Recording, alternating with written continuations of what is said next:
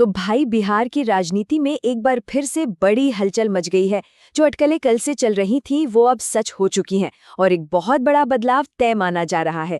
चलिए समझते हैं कि बिहार में आगे क्या होने वाला है। और इस पूरी कहानी की शुरुआत होती है नीतीश कुमार के इस सीधे ऐलान से। उनके सोशल मीडिया पोस्ट ने बिहार की सियासत में जैसे एक भूचाल ही ला दिया। ये सिर्फ एक खबर नहीं थी, बल्कि एक युग के अंत का संकेत था। जी हाँ, बिल्कुल सही सुना। 50 साल से भी ज्यादा राजनीति में सक्रिय रहने के बाद नीतीश कुमार ने मुख्यमंत्री की कुर्सी छोड़ दी है। ये एक ऐसा फैसला है जिसने राज्य के भविष्य पर कई बड़े सवाल खड़े कर दिए हैं। और अब सबसे बड़ा सवाल यही उठता है कि अगला मुख्यमंत्री कौन होगा। जाहिर है, जब कुर्सी खाली हो तो दावेदार तो कई होते ही हैं। तो ये वो पहेली है जिसे इस वक्त हर कोई सुलझाना चाहता है। तो चलिए जरा नजर डालते हैं इस राजनीतिक दौड़ के मुख्य खिलाड़ियों पर। कुछ नाम तो बिल्कुल साफ साफ सामने हैं, जबकि कुछ ऐसे भी हैं जो चुपचाप अपनी दावेदारी मजबूत करने में लगे हैं। तो देखिए, मुख्यमंत्री पद के लिए कई बड़े दावेदार मैदान में है। सबसे आगे नाम चल रहा है उप मुख्यमंत्री सम्राट चौधरी का, लेकिन केंद्रीय मंत्री नित्यानंद राय और दूसरे उप मुख्यमंत्री विजय कुमार सिन्हा भी इस रेस में मजबूती से बने हुए हैं। इनके अलावा संजीव चौरसिया और रामकृपाल यादव के नामों की भी खूब चर्चा हो रही है। यहाँ पर ना दो बड़ी संभावनाएं बन रही हैं।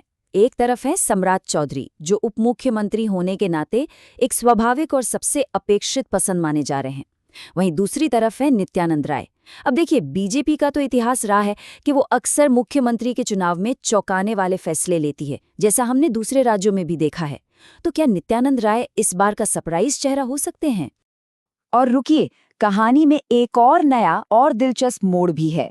नीतीश कुमार के बेटे निशांत कुमार, जो अब तक राजनीति से पूरी तरह दूर थे, वो पिछले कुछ महीनों से काफी ज्यादा एक्टिव दिख रहे हैं। अब अटकलें ये लगाई जा रही हैं कि उन्हें उप मुख्यमंत्री बनाया जा सकता है। विजय कुमार सिन्हा जैसे नेता तो यहाँ तक कह चुके हैं कि बिहार की जनता उन्हें राजनीति में देखना चाहती है। तो क्या ये एक नई राजनीतिक पारी की शुरुआत हो सकती है? इस इस्तीफे का असली महत्व समझने के लिए नीतीश कुमार के लंबे राजनीतिक सफर पर एक नजर डालना बहुत जरूरी है। 50 साल से भी ज्यादा। जरा सोचिए, ये सिर्फ एक संख्या नहीं है, ये अपने आप में एक पूरी कहानी है। ये उनके राजनीतिक जीवन के उस प्रभाव को दिखाता है जो बहुत ही कम नेताओं को नसीब होता है। उनका सफर 1974 के जेपी आंदोलन से शुरू हुआ था। फिर वो केंद्र में रेल और कृषि मंत्री भी रहे और 2005 से तो वो लगातार बिहार की राजनीति के केंद्र में ही रहे।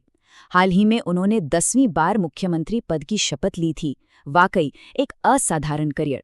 तो अब हम घूम फिर के वापस उसी सवाल पर आते हैं जिससे हमने शुरुआत की थी। इतने बड़े बदलाव के बाद बिहार की राजनीति अब किस दिशा में जाएगी? सबकी नजरें अब भविष्य पर ही टिकी हुई हैं। तो सबसे बड़ा सवाल यही है, क्या बीजेपी एक बार फिर सबको चौंकाएगी और एक अप्रत्याशित चेहरे को सामने लेकर आएगी, या इस बार बाजी किसी जाने पहचाने दावेदार के हाथ लगेगी? बिहार का भविष्य अब इसी सवाल के जवाब पर टिका है।